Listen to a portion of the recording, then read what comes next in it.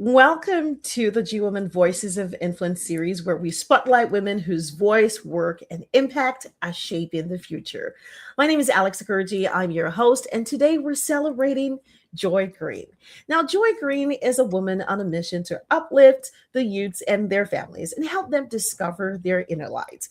Now, she is a 5 times author who shares her story of how she survived childhood abuse, clinical depression, domestic violence, and substance abuse, and chooses to transform that into a healer. Now, as a best-selling author, TEDx Transformational Speaker, a Chopra-Certified international meditation leader, and the founder of The Joy I Found, she has developed a global transformational brand that delivers science-backed happiness tools and soul-aligned healing.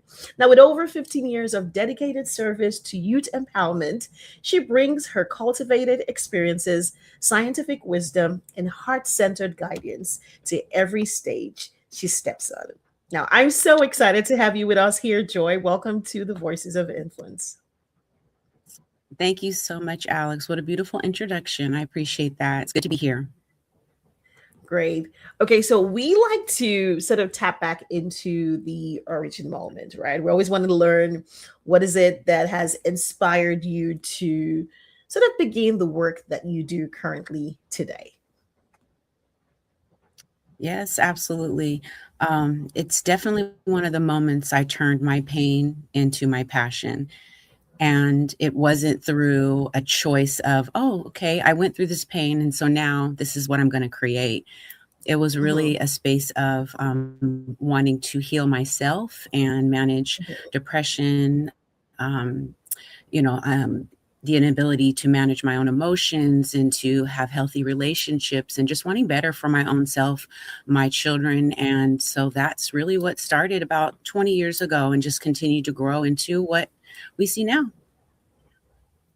Amazing. So let's talk a little bit, because I know that you are a trauma informed education specialist, and really what exactly is that? What do you do exactly? Yeah, so I really focus on the trauma-informed way of managing. Um, I focus on children between the ages of 0 and 5 because that's the space that we have the most growth and development in our life between those Mhm, ages. Obviously, in the womb until 5 years old, there's a mhm, lot of research and studies that have been done, right? That brain health, how we talk to the children, how we relate to them, how we connect with them, are we spending mhm, time with them? All of those things matter and how we learn, how we relate to mhm. others as we grow, the healthy relationships, the addictions that we have, right? And that's not to say it's one or certain communities' fault. It's just knowing that these are things that happen to all of us at different stages in life. And now let's focus in ways that we could support the way that we can communicate, the way that we can look at maybe cultural behavior that's not serving us anymore, right? And the way that we communicate with our youth and the way that we punish versus give different choices in life, right? So there's different ways now that we've come to understand. And a lot of it has come forth really through the pandemic. How do we work with people that are suffering from trauma? And so I like to, like I said, spend time in the community with the little ones and the caregivers and the parents, because those are the ones that need us the most, right? And sometimes we get overlooked there when we're just in the grassroots of managing the children or the classroom, or feeling alone because we don't have anybody else that is understanding of the behavior that our child is going through, and we can't take them in certain places because we don't understand, right? And so I just like to bring a level of clarity, understanding, science-backed evidence, research to the space that we're in now so we can help each other and help those that are really needing us the most, which is those little ones and the people that are serving them. You know what? I have a lot of appreciation for what you're doing, and I think it's really important that the work that you do is really amazing. I'm going to take this comment. Emma does say, "Beautiful thing to want for yourself and for your children. I totally agree with that. So let's talk a little bit about the influencer behind the influencer, right? Or the influence behind the influencer. Um, so Yes. who would you say has influenced you in your journey? Or what has influenced you in your journey, either way? And how did this person or situation or thing shape the woman that you've become today? Well, two things came to mind immediately, and I like to go with, when I'm in alignment, my gut intuition, because that's always on point. So, a person that came to my mind that was really influential is the speaker and best-selling author Lisa Nichols, right, of The Secret. We all know her, and I got a chance to be a part of her community and her tribe starting back in 2015. I started watching and kind of reading more about what she was doing, watching her on Oprah at that time. The Secret was out, right? So she was getting a lot of buzz around that. And that was a very pinnacle time in my life where I was going through a divorce, dealing with a lot of toxic behavior amongst my relationships, myself, addictive behaviors. And she spoke to me, right? Because she was talking about her battle with addiction and food and not having her voice growing up. And somehow that really resonated with me. And so through that revelation of wanting to share my voice, because I suffer from childhood ACEs, which are, trauma that is suffered from the ages of 0 to 5, maybe around abuse, instability in the home, physical abuse, mental abuse, things like that, that affect us as we grow up. And a lot of times we don't know why we're having that battle as we get older. And so as I did more research and things came to light, and I started to look at what Lisa was sharing, because she also speaks to the science and the mental health. And so that resonated with me, not just as, okay, she's this great speaker, but she really wants to deeply understand who she is so she can help others understand how they can serve themselves best. And through that, I came to become a practicing yoga instructor. I started practicing yoga because I found it to be very healing, just freeing, feeling better in my own skin, lighter in my own body. And then as I continued to research the science of yoga, I found out that's also healing. And so from there, I started studying Ayurvedic science, which is a ancient whole science in the Indian practice. And so, like I said, it's been an evolving space for me. And really, I was the guinea pig, right? Because I just wanted to feel better. I wanted to be better. I wanted to be a better person for myself, my community, my children. And so, yeah, once I started noticing, like, okay, these practices work for me, I then started sharing them with, folks that I felt safe with, and, built that out. Well, sharing is caring, and I love that you talk about how Lisa definitely influenced your life. Now, it's interesting because I did interview Lisa Nichols on my radio show like in 2015.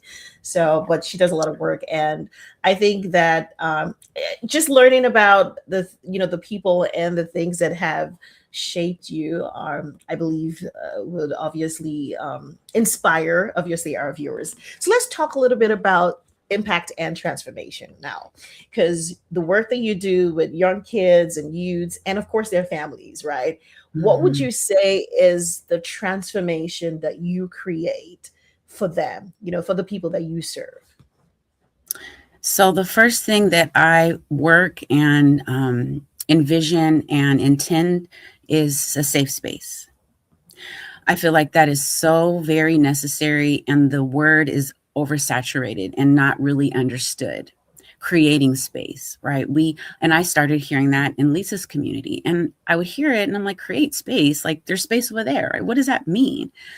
Holding space, right? So as I started understanding what that means, right? To be able to hold your intention, your Mhm, sovereignty, your love mhm, for the space, the people, wherever the collective energy that you're dealing with is, and to relate that to the people that you're with, right? And letting them know this is the space that I hold for you. That means so much to us as human beings. And a lot of times we don't realize that maybe we've never had a safe space. Maybe our community, our household, the place we work, sometimes our friends. it's not safe. It's just a routine. It's toxic. It's life, right? We're just going through it and not really realizing, hey, this is causing me angst. This doesn't align with me. This doesn't feel good anymore. And so when I bring people into my space, I work with youth and adults in culinary arts as well. And I bring that into the space in there, right? Because it's not just cooking, it's a space where we are creating. We're using our hands, we're using our intentions, we're putting love into the food that we ingest, right? So that's safe space of intention, and realizing that a safe space and holding that space involves a lot of love. I feel that that emanates from me when I create those intentions in the room or have those conversations with the people in our community, in my community, and tribes that I serve.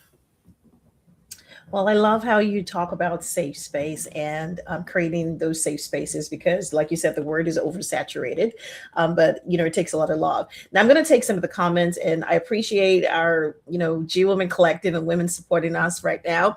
So, Emma says it is lovely to find things that work and then share these with others. It is the ultimate service leadership. That's true, Emmer. And then the Good Radio Network says, how to serve yourself best. What a great question to ask oneself. And of course, Alice says, your life journey resonates so much joy, can relate to everything, early childhood education, yoga, Ayurveda, and much more. Would love to connect with you. And then, of course, let me see. Okay, there's a question. Let me take this first. Clara says, a safe space. That is so very necessary indeed. And it can mean many things to many people, I think, but we should all be a safe space for someone else. Absolutely. Totally agree with that. Now, I think Emma does have a question before I take my next question. She says, what do you think the adults in the room need more of today to not create this trauma? Mm. So, what I have introduced in my recent workshop that I'm currently working with the community that myself and the people that I'm working with put together is one particular module. It focuses on language, and not, language, different languages, but words that heal, words that help, right? Being intentional about the words that we're using, words, and we may or may not read the Bible or participate in religion, but just one thing to think about, in the Bible it does talk about that there's death and life in the tongue, right? And we can take that and literally, right, but it's actually a spiritual meaning, that just as much as you can hurt somebody with words, you can heal with words, especially intentional words. And I learned both of those in my life. I learned to protect myself with not so nice words, and those also internalized in my own head, and externalized into my world and some of the things I shared. But as I started to realize, the words that I spoke out loud also were in my head first, and it was just a cycle, and speaking, positive affirmations, mantras, and then taking that to the next level of how am I having conversations with not only myself, but others, and having that personal power, taking my power back in conversations where I don't have to react, I can respond, and I can create that space where I'm intentionally responding and not reacting. So that's a great question. And that's really what I've built and I share with others, is that we don't have to react. We can take a moment, that other person could wait a few moments, and we can respond with intention, with love, and with safety for not only the relationship in the space, but for ourselves, right? Just we know a few words can create so much discomfort, issues, so much, right? Just from a few words that, we can choose differently. You know what, Joy, thank you for answering that question. And, it had me thinking about how words are so powerful, especially even with kids, right? What we say to them, how we really what we say to them, those words can leave on with them forever. And even what we say to ourselves as adults, what we say to ourselves, what we say to others, but what we say to children too. So, thank you for sharing that. I'm going to ask you about your signature superpower, even though I can almost guess what that is. But what would you say is your superpower, as what would you say is your superpower? Definitely creating joy, right, in the moment, right, and giving you permission to feel your own joy. Because I feel like a lot of times we are surrounded by so much that we don't know if we really love it and it resonates with us, or it's like a collective, like, yeah, we like this. But when we take the time and we have the safe space, and even if it's one safe person, to have those conversations, share those thoughts, then you're creating a space where that person can resonate with their own joy because they are feeding off yours naturally. But eventually they start to find their own joy. And so that's what I bring to the space, right? No matter where you're at in life, I know through the conversations, through the space that we have, even through the workshops that I have online, there is a space of safety and joy that will resonate with you, where you will eventually start to feel the joy that's in you, and you will know what you can tap into that brings you that joy whenever you decide to tap into it. Amazing. Okay, I'm going to take this comment. So Clara says, intentional healing language, words that heal, that resonates. Forget that childhood rhyme that says, "Sticks and stones may break my bones, but names will never hurt me," and that's so not true, right? And then we talk about. Let me see. Oh, okay. Good Radio Network says people need to learn to fight fair. And then Mhm. I think Arla says, Joy, I'm wondering from your perspective, how can one cultivate inner safety when safe spaces are not available externally? Mm. I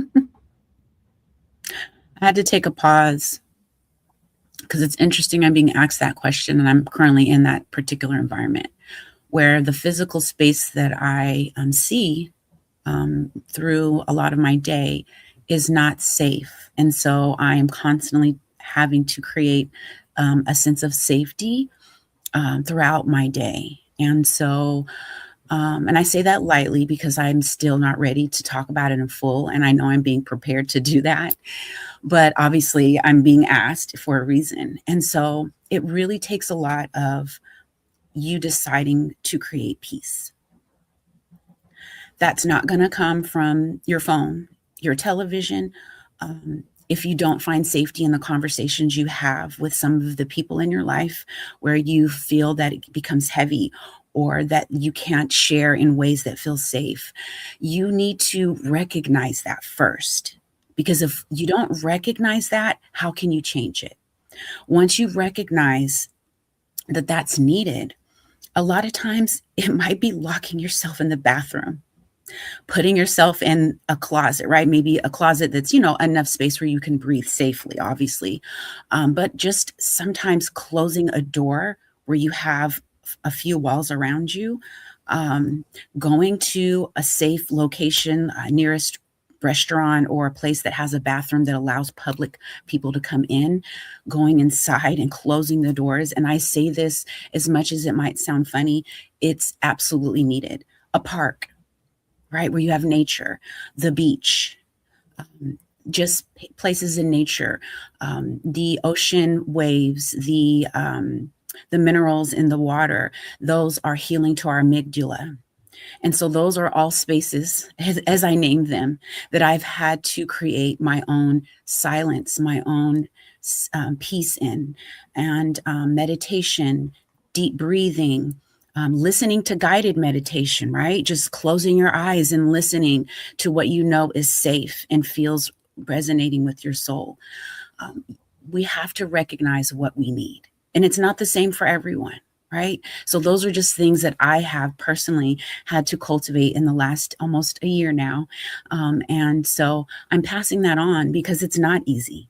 And you have to listen to your safety through your silence. And so to find that silence, you'll have to look into the spaces around you physically, out in nature, like I said, beaches, things like that, to find an opportunity to just hear your soul.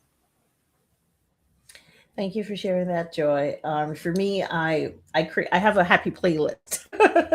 I have something called a happy Love playlist that. where I listen to music, and because I found that I can have joy even in the midst of chaos, right? And sometimes I Yeah. find out that music sort of pumps me with oxytocin, and I feel it's like it's the way that I love on myself, right? When others are Yes. not loving on me, and I just listen to happy music and something that speaks life into me, right? Music that speaks life into me, and tells me all the beautiful things, and paints the beautiful world, and I'm locked up in this. So I see how we can create these sort of rituals for ourselves when we don't Yes. necessarily have that external space that feels safe for us. Totally appreciate that. Okay, so let's talk Mhm. about you as a woman, right? Who uses her voice in the classroom as a tutor, on a stage, as a speaker, as an author, and as a coach. How important do you think it is to amplify women's voices? Because we talk about this, amplifying women's voices, especially with human media. So, how important do you think this is? It's essential to our evolution on this planet.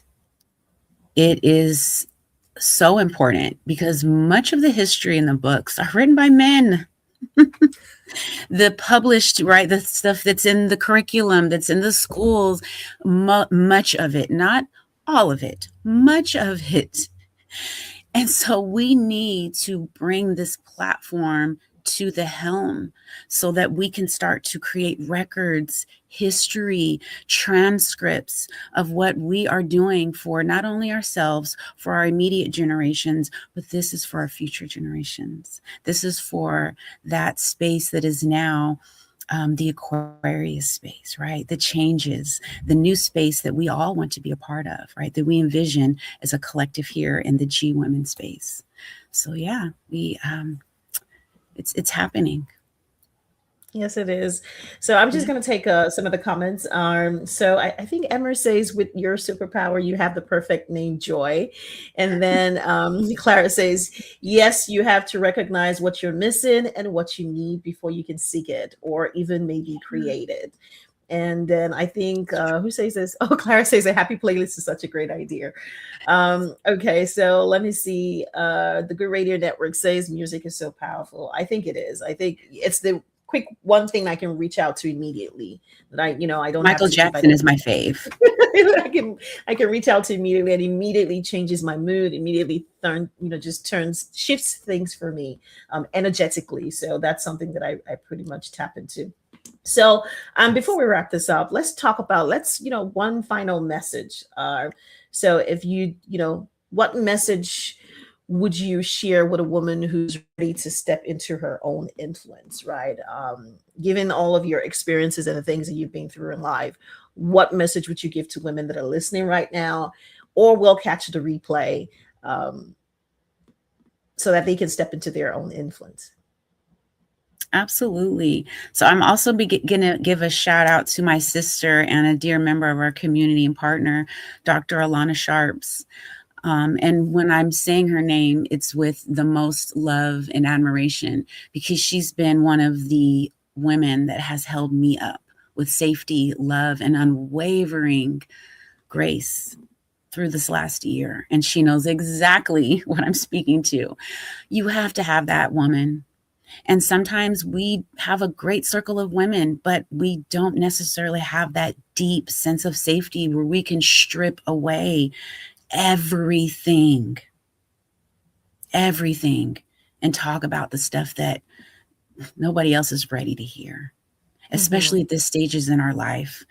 You can't keep all that in. Some of it you're still processing through, but some of it you got to get it out so you can evolve to that next space. So Hmm. whether it's, if you resonate with me, please reach out. I'm a regular human, whether it's just a simple conversation, a question, right? Sometimes it's just something that resonates. You're like, hey, I just want to say something. I just want to ask that person a question. Whoever Hmm. that is in your space or community, or if you don't have them, seek, because I feel like that is where we evolve together and we continue to build right on the greatness that's in us, in that other person that wants to see the best for us. Thank you so much, Joy. It's been really amazing talking to you and learning a little bit more about you. So, to our listeners and our viewers, this has been the G Women Voices. My name is Alex Okoroji. It's been a pleasure hosting this episode and, of course, speaking to Joy. I'll see you all around. Thank you. Bye. Thank you. Bye.